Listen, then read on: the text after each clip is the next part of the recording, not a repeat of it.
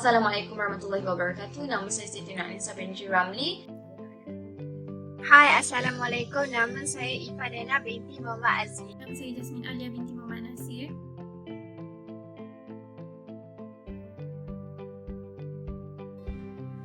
Ya, baiklah, maksud peribadi dari segi bahasa adalah seseorang perwatakan elok, sopan santun, manakala dari segi istilah tamadun yang berlebar besar dalam pelbagai aspek. Etika pula berasal dari ethos, maksud budaya, perangai, kepribadian dari segi bahasa, prinsipal atau nilai-nilai akhlak yang dipegang sekumpulan manusia. Sosiologi pula satu standard menyeluruh mengenai benar atau salah. Peradaban majmuk adalah gabungan beberapa peradaban yang membentuk peradaban beridentitikan Malaysia. Peradaban Melayu jadi teras kepada peradaban majmuk Malaysia. Malaysia adalah negara majmuk dan peradaban majmuk datangnya dari pelbagai latar belakang peradaban lain iaitu dari India, Inggeris, Belanda, Portugis, Timur Tengah, China dan global yang terkini melalui kemasukan perdagangan dan penjajahan suatu masa terdahulu. Kepentingan nilai etika dapat dilihat dari 3 sudut iaitu individu, masyarakat dan negara. Dengan penghayatan nilai etika dalam kehidupan, ia dapat membentuk sasiah diri yang terpuji serta mempunyai kepribadian yang tinggi. Memandangkan negara Malaysia mempunyai masyarakat yang berbilang kaum, masyarakat yang menerapkan etika dalam kehidupan dapat mengekalkan keharmonian negara di mana mereka saling menghormati antara satu sama lain. Etika juga dapat mengelak daripada berlakunya masalah sosial seperti kes pembuangan bayi, vandalisme, merompak dan juga pergaduhan antara kaum. Dari sudut negara pula, nilai etika penting dalam sektor ekonomi, politik dan sosial supaya ia lebih terkawal dan seimbang. Urus tadbir negara akan terpelihara daripada perkara buruk seperti rasuah atau peperangan dengan utuhnya penghayatan nilai, etika serta pendidikan akhlak. Seterusnya, aras kemajuan ekonomi dapat membentuk peradaban negara. Ekonomi Malaysia melalui perubahan dari era pra-kolonial kepada era kolonial dan akhir sekali era pasca kolonial. Pada era pra-kolonial, masyarakat Melayu kebanyakannya mengamalkan kegiatan ekonomi secara diri. Manakala pada era kolonial pula, British telah membawa masuk tenaga buruh dari China dan India untuk menguruskan bidang perniagaan dan sektor lombong biji timah dan ladang getah.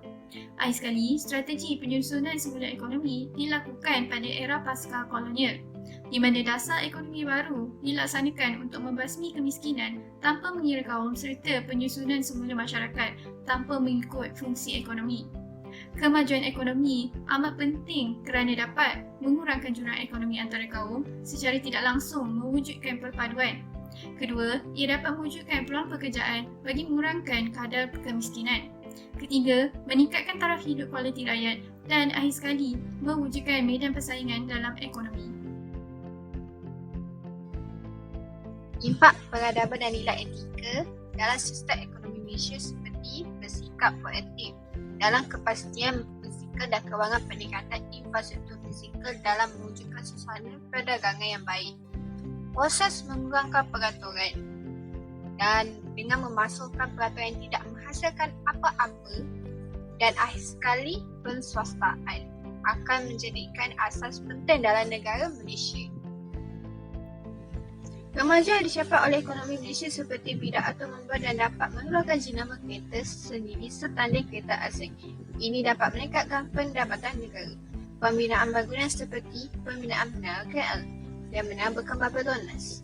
Ciri-ciri ini menjadikan Malaysia sebagai tempat destinasi pelancongan. Teknologi seperti berjaya melancarkan 2 satelit Malaysia iaitu MESAT 1 dan MESAT 2. Dan program Hantar Angkasawan Negara bernama Dr. Syekh Muzaffar Syukur Syekh Mustafa. Akhir sekali, bidang pengangkutan dan perhubungan seperti KLIA yang menjadi lapangan terbesar negara Malaysia, LRT, KTM, Monorail dan Putra dalam menjimatkan masa, wang dan tenaga. Dan Transmart menyelesaikan masalah banjir kilat di Kuala Lumpur. Jelaskan permasalahan nilai etika terhadap kemajuan ekonomi. Yang pertama, sistem demokrasi berparlimen. pilihan raya dan juga pelibatan 3 kaum terbesar dalam politik. Setiap kaum berpaksikan kepentingan kaum masing-masing, tetapi dengan tertubuhnya parti perikatan, ia telah membuktikan bahawa 3 kaum terbesar iaitu Melayu, Cina dan India telah menerima idea politik moden di mana setiap parti berlainan bangsa boleh bersatu dalam sebuah parti politik. Seterusnya, permintaan dan desakan etnik boleh mencetuskan konflik. Perkara ini dikatakan akan berlaku kerana nilai-nilai yang ada dalam masyarakat adalah terhad berbanding dengan tuntutannya oleh masyarakat. Oleh itu, terdapat persaingan antara kumpulan etnik. Pada peringkat ini juga, wujudnya golongan pengusaha politik yang memanipulasikan sentimen dan isu perkauman yang mengakibatkan ketegangan antara etnik. Yang ketiga, terdapat peningkatan pengusahaan antara kumpulan etnik yang merosakkan tata cara demokrasi yang diikuti dengan keganasan fizikal. Keadaan ini dapat dilihat dengan tercetusnya rusuhan kaum pada 13 Mei 1969. Dan akhir sekali, ekonomi sebelum ini adalah lebih kepada ekonomi sardiri dan pertukaran barangan.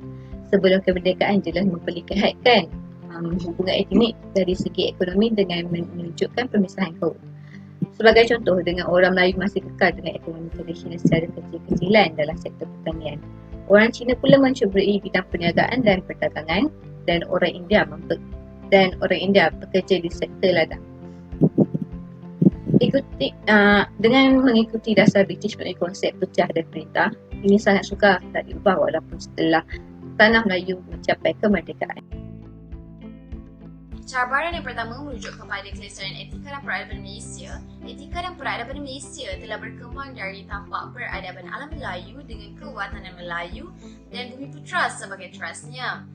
Kedatangan penjajah barat pula membawa dimensi baru dalam etika dan peradaban di mana agama dipisahkan daripada politik dan rationality, legal serta pengiraan keuntungannya pula menjadi matlamat seseorang individu.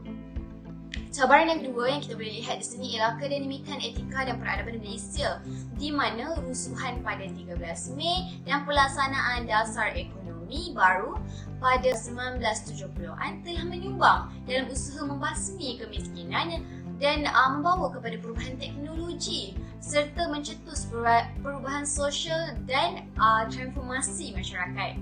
Perubahan sosial menjadikan pekerjaan sara di rakyat Malaysia ke arah pekerjaan yang bercirikan komersial dan industrial.